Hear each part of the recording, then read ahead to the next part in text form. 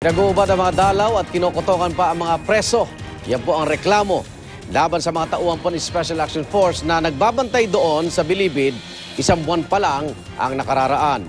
Depensa naman ng Bureau of Correction, ginagawa lang sila ng kwento dahil sa kanilang pag-iipit. At may ulat po si Athena Imperial. Hindi maiwasan ng mga dalaw na magreklamo sa higpit ng pagbabantay ng PNP Special Action Force sa Nubilibid Prison. Ang 65 anyos na si Teresita Torres, mangyak-ngyak nang hindi siya nakapasok sa Nubilibid Prison para dalawin ang kanyang anak dahil hindi siya umabot sa itinakdang visiting hours. Sa kabila ng karamdaman at hirap sa pagbiyahe mula Pasig hanggang Muntinlupa, pinilit lang daw niyang madalhan ang pagkain ng anak. Nakikiusap po kung maaari lang. Maibigay ko lang ang ano ko dahil wala na raw pagkain sa loob na mabibilan. Hiling naman ng dalaw na ito, sana raw ay payagan muling madalaw ng mga bata ang kanilang mga tatay sa Bilibid. Kahit lang, pwede lang sa amin kasi isang buwan, isang bisis lang, basta makapasok na yung mga bata namin. Lalo na ngayon, magpapasko na. Ikinagulat naman ng ilang mga dalaw ang pulisiyang paghuhubot-hubad bago makapasok sa visitors area ng Bilibid. Pinaghubad kami ng pantalon hanggang tuhod, tapos pinapatalon-talon kami. Bakit daw pinapatalon natin? Hindi ko alam kung ano kasi sabi nila baka may mga dala kaming illegal.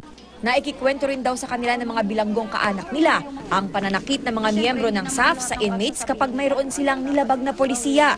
Yung ibang mga bilanggo dyan, ginagawan lang nila ng istorya na napupunan nila yung hindi daw magandang pagkagupit ng buhok, tapos minsan sisikmuraan sila, ganun. Tapos yung iba, pinapalo nila ng barit. Bukod dito, kinukuhanan din daw ng SAF ng pera ang mga bilanggo at hindi na ito na ibabalik sa kanila at sa kanilang kaanak. Paliwanag ni Police Chief Superintendent Rolando Asuncion ng Bureau of Corrections, ginagawa lang daw ng SAF ang kanilang tungkulin. Naninibago lang daw ang mga bilanggo at mga kaanak na dumadalaw sa mahigpit na pagpapatupad ng mga polisiyang nakasaad sa Operations Manual ng Nubilibid Prison na inilathala pa noong taong 2000.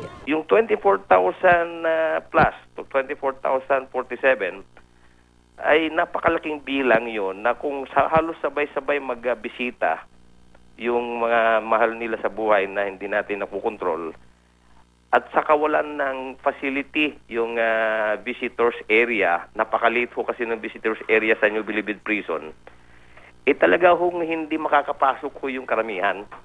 Mahigpit na rin ipinagbabawal ang pagdalaw ng mga bata edad 5 taong gulang pababa. Meron na kasi instance doon na sa isang lugar doon, ano pa man din yun, simbahan pa man din, may muntik na rape na 8-year-old na bata. Pinaghuhubad naman ng lahat ng dalaw sa kinakapkapan para maiwasang ipasok na ang mga illegal na droga, cellphones at iba pang kontrabando. Pinabulaanan naman ni Asuncion ang pangungurakot ng SAF sa mga bilanggo. Paliwanag niya, 2 hanggang 5,000 piso lamang ang halaga ng perang maaaring hawakan ng inmates. Ginagawa raw ito para ma-detect ang illegal na transaksyon sa Bilibid. Yung sobra doon, talagang hindi namin binabalik kasi inilalagay namin sa aming cashier. Paglaya nila, o kaya inauthorize nila yung kamag-anak nila na kuhanin yung pera, binibigay naman namin. Wala rin daw nakararating sa kanila na reklamo tungkol sa pananakit ng SAF sa mga bilanggo, maliban sa isang prison guard at SAF member na nagkaroon ng di pagkakasundo. Paalala ng OIC ng Bucor, bukas ang kanyang opisina sa mga hinaing ng mga bilanggo at kaanak ng mga ito. Ito ang unang balita sa Muntinlupa. Athena Imperial, reporting.